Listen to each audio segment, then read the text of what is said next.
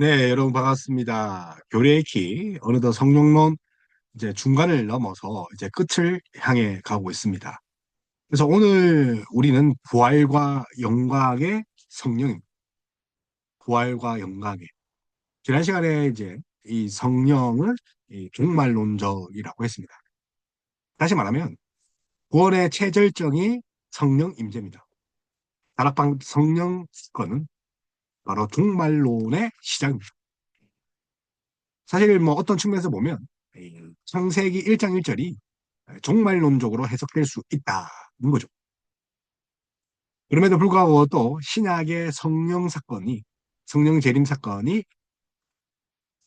바로 이제 종말론적 입장에서 재해석될 수 있다는 거. 다시 말하면 재창조적인 그런 회복, 완전한 회복이 됩니다. 그래서 성령은 하나님 나라의 첫 열매입니다. 이 세상의 종말은 하나님 나라의 시작을 의미합니다. 그래서 끝과 시작 사이에 누가 있습니까? 성령 중림 사건. 그래서 성령은 이 첫 열매죠.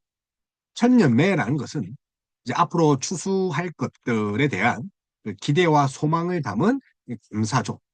그래서 이미 종말의 첫 열매를 맛보고 있는 것이 바로 성령이 지금 운행하고 있는 이 신약 시대.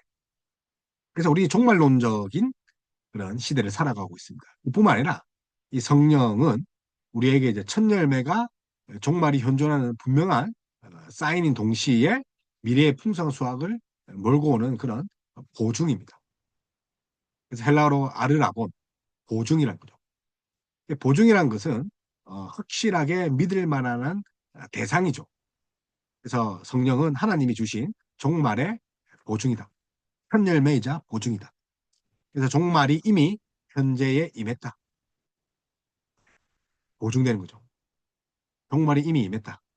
그리고 종말이 온전하게 실현될 것이다. 확증이죠.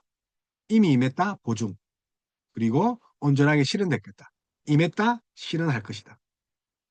그래서 임했다는 측면에서의 이미, 그다음에 아직, 이제 온전히 완성된다, 실현될 거다는 것에서 확증. 그래서 이미와 아직의 그 갈등 사이에 오셔서 그것을 중재하시는 분이 성령님이 되는 거죠. 그래서 그분이 완전한 구원의 인을 우리에게 치십니다. 보증이자 인, 스프라 기조, 인 친다는 거죠. 인이라는 건 뭡니까? 그래서 이제 우리 그 촌농 같은 것을 녹여가지고 거기다 도장을 찍어서 주인 외에는 수신자 외에는 열어볼 수 없도록 하는 것. 다시 말하면 허죠. 왜? 아무도 이것을 열어보지 못했다. 그런 동시에 이 도장을 찍는다는 것은 인을 친다는 것은 내 것이라는 주인인 표시죠. 소유의 표시죠. 그래서 이미 하나님의 소유라는 표식이죠. 그래서 마지막 날까지 하나님이 당신의 소유를 굳게 지킨다. 그러니까 인과 보증, 첫 열매는 이 종말론적 관점에서 아주 중요한 기후입니다. 근데 이제 오늘은 이제 부활과 영광. 그래서 오늘 이 가를 통해서 우리가 이제 신약 성도로서 종말론적인 그런 신앙생활을 어떻게 해야 되는지. 물론 이제 성령 충만함. 그래서 성령께서 하시는 일들에 적극적으로 순종하고 나아가게 할 뿐만 아니라 성령을 근심하게 하면 안 되는 거죠. 그래서 오늘 이것을 통해서 우리 종말론적 삶을 어떻게 살아야 될지 한번 나눴으면 좋겠습니다. 그래서 한번 읽어볼까요? 시작. 부활과 영광의 성령. 부활과 영광의 성령입니다. 그래서 예수님도 부활을 하실 때 성령을 의지했습니다. 성령을. 그분이 이제 못해서, 능력이 없어서, 어, 부족해서가 아니라, 결핍이 아니라, 어, 삼위 하나님의 협약, 그리고 협동 사역, 연합적인 사역이 바로 부활이라는 거죠. 그래서 부활을 통해서 오늘 이제 성령의 사역들을 증명하려고 합니다. 그래서 조물주 위에 또 이런 말이죠. 조물주의 뭐 건물주다. 천당보다는 분당이다. 뭐 이런 말을 많이 합니다. 그래서 뭐 재미라도 그런 이야기를 하지만 성경이 말씀하시는 그 신령한 복과 하나님 나라의 기업들은 이것과 비교가 안 되는 거죠. 조물주 위에 건물주다. 뭐 이거는 정말 배역한 세대를 가리키죠. 천당보다는 분당이다. 분당 신도시다. 그러니까 우리가 얼마나 인본주의에 휩싸였는지 감히 그 성경의 핵심 그 단어인 그 조물주, 창조주 그리고 그 하나님 나라, 천당, 천국을 감히 세상과 비교하다니요. 그래서 신령한 복과 하나님 나라의 기업은 이 세상의 것과 비교할 수 없죠. 먼 훗날 저 먼 곳에서 주어질 뿐만 아니라 지금 우리 이 땅의 것들에 집착해야 어, 어, 이제 할 것이 아니라는 거죠. 그러니까 주어졌다. 먼 훗날에 우리가 주어지기 때문에 지금 이 땅의 것들에 집착하며 살자. 그렇게 생각하면 사실은 두 주인을 섬기는 거죠. 그래서 그런 논리는 맞지 않습니다. 그래서 우리는 의의 종입니다. 의의 종. 세상의 종, 제의 종이 아닙니다. 종은 헬라어로 둘로스입니다. 원래 둘로스란 거는 두 주인을 이제 섬길 수 없죠. 왜요? 한 주인이 값을 주고 소유로 삼았기 때문에 다른 데로 갈 수가 없죠. 하지만 우리 안에 오신 성령님은 종말에 누릴 부활을 현재로 앞당겨 누리게 하는 분입니다. 그래서 첫 열매라 하죠. 첫 열매가 왜 첫 열매입니까? 앞으로 이런 수확을 풍년을 맛볼 것을 수 기대하고 첫 열매를 드리는 거죠. 미리 감사하는 거죠. 미리 누리는 것이 뭐라고요? 성령이죠. 그래서 마지막 날 완성될 부활을 이곳에서 먼저 체험하는 거죠. 그래서 화평을 누리자 뿐만 아니라 완전함을 누리자. 종말의 영을 우리가 앞당겨서 맛보고 사는 거죠. 그러면 곧 부활할 건데 우리가 뭐 뒤돌아 볼 수 있겠습니까? 쟁기를 들고 낫을 들고 뒤돌아 볼 수 있습니까? 없다는 거죠. 예수 그리스도와 함께 다스릴 특권을 이 땅에서 오늘 부여합니다. 그래서 예수님께서 끌어와 주시는 그 부활의 능력과 하늘의 영광이 무엇인지를 오늘 이제 배워야 합니다. 사실 성령님의 핵심 그 사역 중에 하나가 이게 부활이지 않습니까? 근데 부활을 우리 것 삼아 주시는 그런 역할이 이 성령입니다. 그러니까 성령이 없이는 우리가 이것을 깨달을 수도 없고 적용할 수도 없다. 성령이 아니고서는. 그래서 로마서 6장 4절 그러므로 우리가 그의 죽으심과 합하여 세례를 받았으므로 그와 함께 장사되었나니 이는 아버지의 영광으로 말미암아 그리스도를 죽은 자 가운데서 살리심과 같이 우리로 또한 새 생명 가운데 행하게 하려 합니다. 그래서 이 사도 바울은 그 연합, 연합에 대해서 설명하기 위해서 먼저 이 세례에 대해서 비교를 합니다. 6장이 세례에 가는 건데 세례는 죽고 다시 사는 거죠. 그래서 이전에 내 삶을 다 이제 내려놓는 거죠. 옛자가 죽은 거고 옛날에 사고방식이 죽은 거죠. 그리고 다시 사는 거죠. 수세가 그런 자서 물에 들어갔다가 다시 살아날 때. 그래서 어디에 사는 거죠? 그리스도에 대해서 사는 거죠. 그래서 죽고 사는 것. 그것이 세례입니다. 그래서 우리는 이제 예전 것을 볼 수가 없는 거죠. 죄와 연합할 수 없는 거죠. 왜요? 죽었다니까요. 죄와 연합한 실체가 없다는 거예요. 이제 실체가 잃어버렸어요. 그래서 세례 받을 때 우리는 예수님의 죽으심을 이렇게 상징적으로 이렇게 들어갑니다. 그래서 물을 뿌리죠.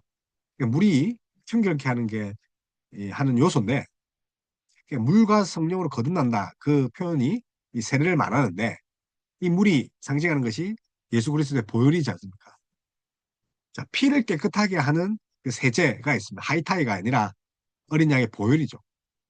십자가의 보혈이란 말이에요. 그러니까 우리가 깨끗하게 해져서 이제 온몸이 깨끗하기 때문에 씻을 필요가 없다는 거죠. 예수님도 그런 말을 했죠.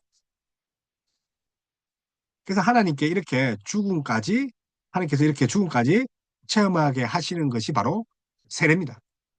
세례는 장난이 아닌 거죠. 옛날에 이제 세례를 받을 때 어떻게 합니까? 성부와 성자와 성령의 이름으로 세례를 주노라. 이렇게 하지 않고 물어보는 거죠. 당신은 성부를 믿습니까? 당신은 성자를 믿습니까?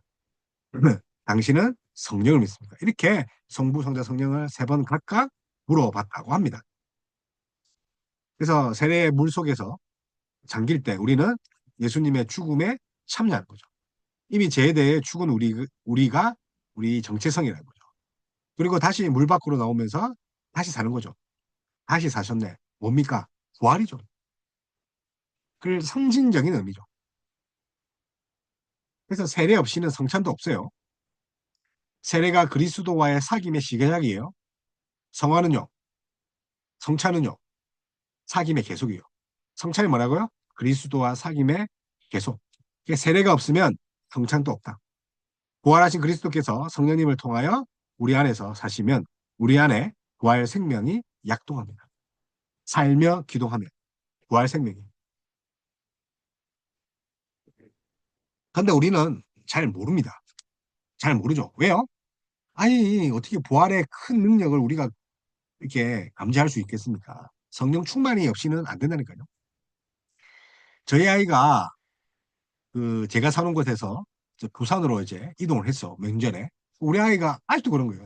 우리가 부산에 도착했는데 할머니 집에 도착했음에도 언제 우리 할머니 집에 가 합니다.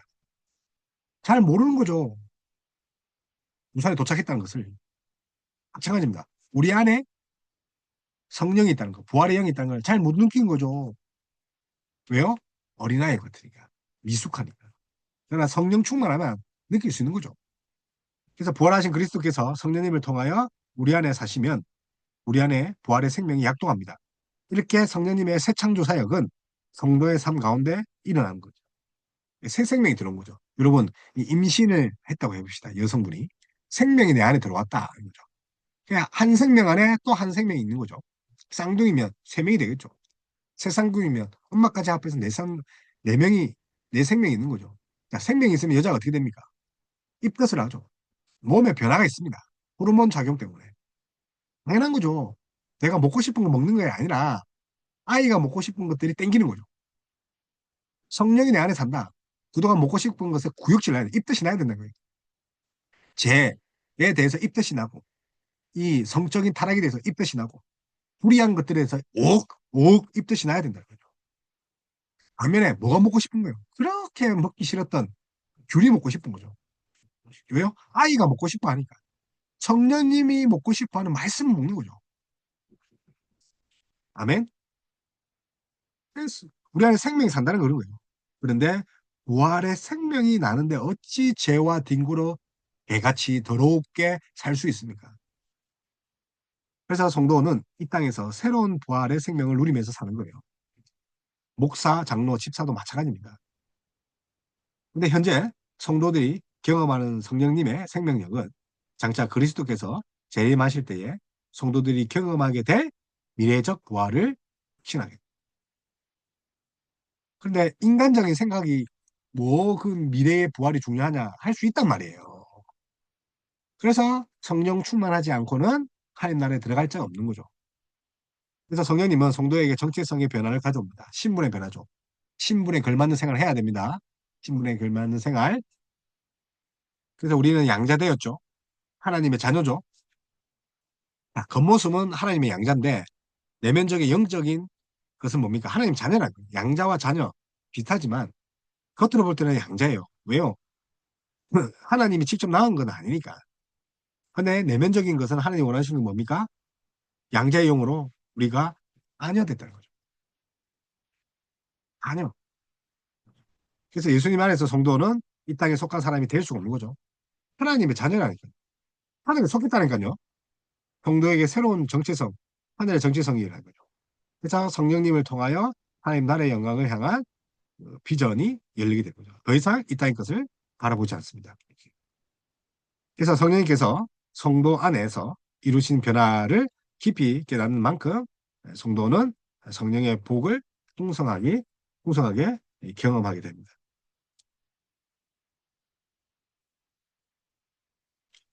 그래서 우리 몸의 부활의 보증이죠. 부활의 생명의 증거죠. 그리고 두 가지 부활이 있죠.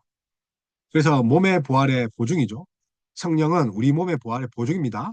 로마서 8장 11절에 그런 것들이 있죠. 예수를 죽은 자 가운데서 살리신 이의 영이 너희 안에 거하시면 그리스도 예수를 죽은 자 가운데서 살리신 이가 너희 안에 거하시는 그의 영으로 말미암아 너희 죽을 몸을 살리리라. 자, 그리스도를 살리신 그 영이 우리 안에 있으면 어떻게 됩니까? 우리도 살리십니다. 그래서 살리시는 영, 그 성령, 그 우리 몸을 다시 살리시는 영, 이는 성령이 아니라 하나님이라고 이제 했다는 거죠. 성령 이꼴 하나님. 그래서 부활의 주체는 성령이 아니라 하나님.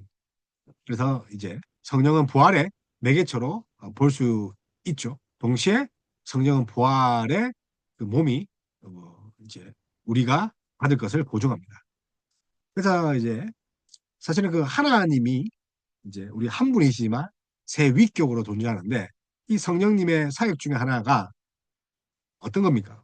우리 몸을 다시 살리게 하는 그런 가교 역할을 한다는 거죠. 그래서 성령은 우리 안에 약동하는 부활의 생명의 증거죠. 약동한다. 그러니까 성령은 부활의 생명이 이미 우리 안에 약동한다는 증거입니다. 성령이 내주함으로 우리는 이미 부활이 생명의 부활의 생명에 참여했다는 거죠. 그래서 성령 안에서 한마디로 부활의 삶을 살 수 있는 거죠. 그래서 부활을 축하하는 의식이 뭡니까? 예배잖아요. 그게 부활하신 첫날이잖아요. 주일이. 그게 부활의 영이라니까요. 예배 드릴 때. 다시 살리는 영이라니까요. 그게 누가 한다고요? 하나님. 물론 이제 성령님과 하나님은 동급입니다. 분리될 수 없는데 구별적인 측면이에요.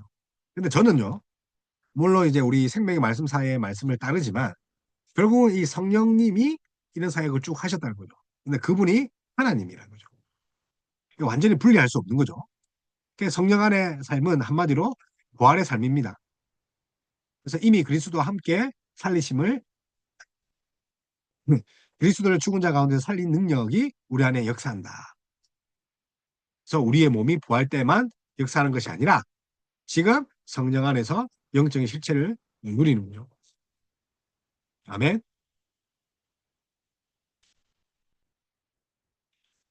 그래서 우리가 사실 어, 많은 것을 이제 놓치고 있는 부분이 주일이 그 단순히 뭐 구약적 제사의 연장선, 뭐 하나님께 예배드린 것 그렇게 이제 모호하게 생각하는 것이 아니라 이게 다시 사는 날이라니까요.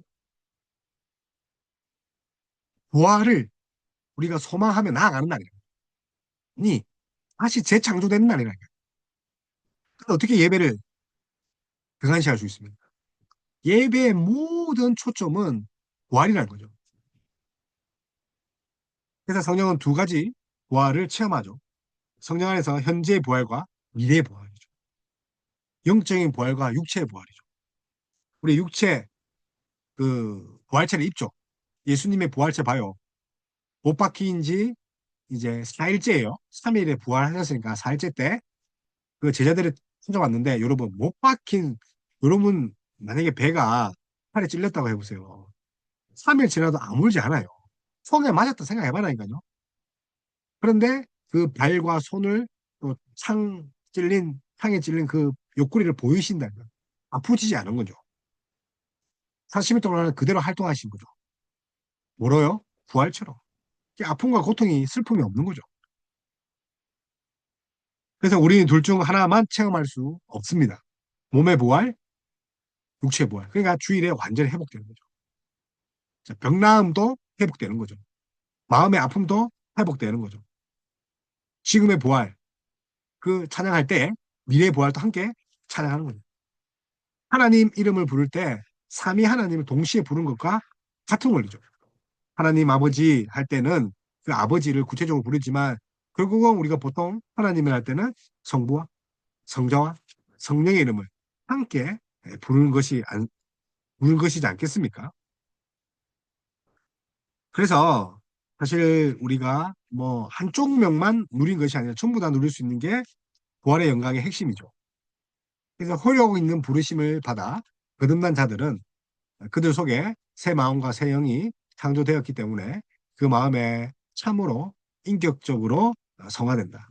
그들 속에 거하는 그리스도의 말씀과 성령으로 말미암아 그리스도의 죽음과 부활의 능력 덕분에 제 몸이 주관치 못하며 그의 몸의 부활, 종족들은 점점 약화되고 죽으며 그들은 모든 구원의 은혜 가운데서 점점 더 소생하고 강건케 되어 참 거룩함을 실천하게 되는데 이 거룩함이 없이는 어느 누구도 주님을 될 수 없다. 그래서 주님을 이제 이제 뵈려면 거룩해야 되죠. 거룩이 없이는 이제 나아갈 수 없는데 그리스도의 영, 살리는 영이 우리를 다시 살려서 거룩하게 하시는구나. 그래서 우리가 사실 성령으로 충만하여서 하나님을 배울 수 있는 거죠. 그래서 이미 그리스도와 함께 앉아 있는 그런 특권을 누리는 거예요. 특권. 그래서 성령 안에서 우리는 그리스도와 함께 이미 살리심을 받고 보좌에 앉아 있다. 하늘에 앉아 있다.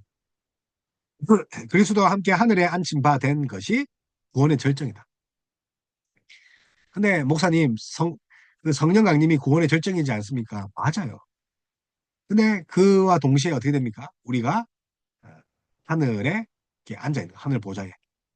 그 관점에서 우리의 구원과 그리스도의 삶과 교회를 이해해야 됩니다. 그리스도와 함께 하늘에 앉힌 바 된 것을 가지고. 그래서 구원은 죽은 후에 하나님의 임재로 들어가는 것이 아닙니다. 이 땅에서부터 하늘 아버지의 임재 안으로 들어가 그 사랑의 품 안에 안기는 것입니다. 독생하신 그 아들, 독생하신 자의 그 품 안에 있는 거죠. 아버지의 품 안에 다시 있는 거. 독생자가 아버지 품 안에 있는 거죠. 우리가 독생자의 품 안에 있는 거죠. 또 하나님의 품 안에 있는 거죠. 그러니까 죽은 후에야 하나님 나라에 임재하는 게 아니라 죽고 나서가 아니라 지금 지금 하나님 임재 안으로 들어가는 거죠.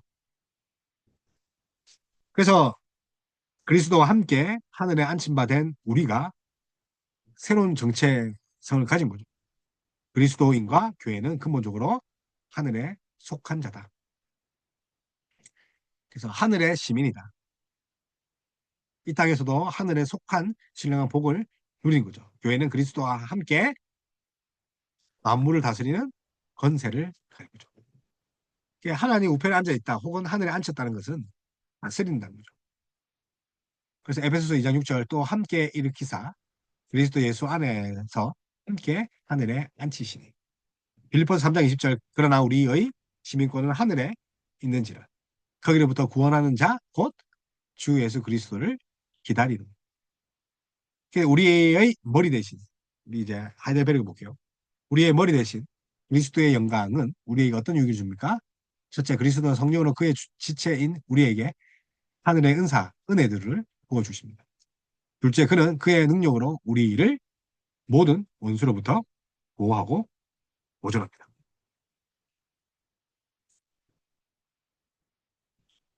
그래서 성령 우리가 하늘의 것을 바라보게 합니다. 예. 그래서 뭐 오늘 유튜브 보니까 뭐 어떤 목사님이 예, 은퇴를 하면서 교회로부터 뭐 집을 받은 것에 대해서 어, 그 논평을 하는 비판하는 어, 그런 영상이 있더라고요. 보통 이제 교회를 담임할 때 살았던 그 사택이 이제 은퇴를 하게 되면 이제 갈래상 그렇게 된다는 거죠. 근데 참 석연찮지 않은 게 어, 저도 담임 목사고 저도 목사인데 하늘의 것에 좀 욕심을 내야 되지 않겠습니까? 그 집을 뭐 들고 가진 않을 텐데 천국에 네. 뭐 그러는 너는 어떠냐 물어보는데 저는 제 돈을 주고 제가 살고 있습니다. 예. 그래서 그런 것이 아니라 저도 사실은 저의 그런 이제 목회 방법 중에 하나가 방식 중에 하나가 이제 우리 집사님들처럼 교인들처럼 내 돈 주고 내가 사는 거죠. 집을. 물론 이제 교회에서 섬기는 차원이 있겠지만 저는 교회 사례비만으로 충분합니다. 감사하죠. 그래서 성도들도 힘들게 내 집 마련하는데 저도 그렇게 살아야죠. 제가 무엇이라고. 뭐 하나님 말씀 전하면 뭐 밥입니까? 오히려 감사하게 생각해줘. 여러분들이 있으니까 성도들이 있으니까 내가 목사 대우 받는 거고 말씀을 전할 자들이 있는 거죠. 그러니까 여러분들이 없으면 저도 없는 거죠. 그러니 내 돈 주고 내가 사는 거죠. 내 돈 내 삶. 성령 우리가 하나님 나라를 바라보게 하는 거죠. 그거 들고 갈 수 없잖아요. 제 주변에 그런 분들이 있더라고요. 정말 억탐을 부려서 참 말하기가 참 그렇습니다. 성령은 우리가 지향하는 바가 이 땅의 것이 아니라는 겁니다. 그러면 그런 사람들은 성령 충만합니까? 자, 현세적인 것에서 미래적인 것으로 기게 된 거죠. 그래서 이 땅의 것을 지향하지 않는 거죠. 그래서 목사들이 비트코인하고 주식하는 사람들이 있더라고요. 그러니까 투자가 아니래요, 자기는. 거의 내로남불이지 않습니까? 그러니까 이제 어떻게 그게 투자가 아니라 뭡니까? 저축이래요. 그러니까 자기는 막 그냥 저금처럼 박아놓는데요.